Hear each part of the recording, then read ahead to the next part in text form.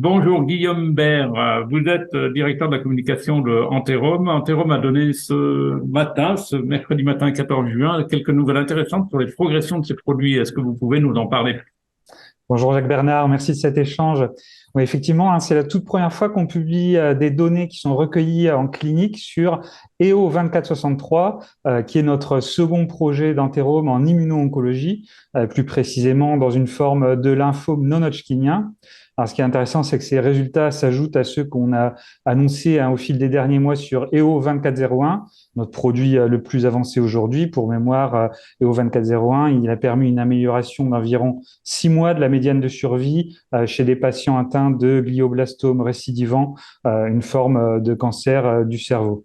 Donc là, avec les toutes premières données sur EO 2463 qu'on publie cette semaine au Congrès international de Lugano, qui est vraiment dédié aux spécialistes du lymphome, eh ben, ça étaye encore plus le potentiel de la plateforme d'oncomimicry d'Antérome, puisqu'elle montre qu'elle pourrait s'appliquer aussi bien aux tumeurs solides qu'aux tumeurs liquides comme le lymphome, avec un recul qui est important, qui n'est pas négligeable, puisque maintenant on a traité plus de 150 patients au total dans nos différents essais et sans effet secondaire systémique à déplorer. Et quels sont les points d'inflexion que vous attendez dans les mois prochains, les points importants? Alors, pour revenir peut-être un peu sur les données qu'on vient de publier, donc c'est la partie phase 1 d'un essai de phase 1-2 qu'on appelle Sydney et qui devrait recruter une soixantaine de patients aux États-Unis dans de très grandes institutions comme le Dana-Farber, comme la Mayo Clinic, aussi bien qu'en Europe. Donc, le but de cette partie, c'était avant tout de déterminer, comme vous savez, la sécurité du produit et voir la dose optimale pour la suite des essais. Alors, ce qui est très bien, c'est qu'on a pu établir ces éléments avec un traitement EO 2463 qui se révèle bien toléré par les patients, y compris par des patients qui avaient subi auparavant de très lourds traitements et qui revenaient à diminuer leur immunité.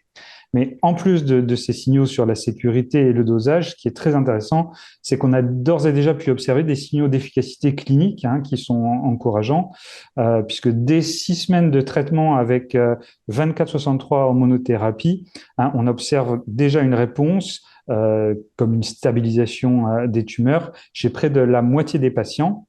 Et à la semaine 19, où la plupart des patients ont également reçu le lénaludomide, eh ben, le taux de réponse complète, c'est-à-dire de rémission, atteint 50% chez les patients évaluables. Et ça, c'est dans des formes de lymphome que généralement les spécialistes considèrent comme non guérissables à l'heure actuelle, mais qui sont traités au long cours avec des produits qui présentent malheureusement beaucoup d'effets secondaires. Un Donc, sur petit la, point, un dernier petit point sur le glioblastome, parce que c'est important. Il y a une compétition et il y a une attente aussi sur cette maladie rare qui est vraiment importante. Où est-ce que vous en êtes? Alors, nous avons terminé le recrutement de notre essai Rosalie avec 100 patients, donc au total qui ont été recrutés dans cet essai à fin décembre 2022. Et donc, mécaniquement, on sera en mesure d'obtenir les données à 1 an à la fin de l'année 2023.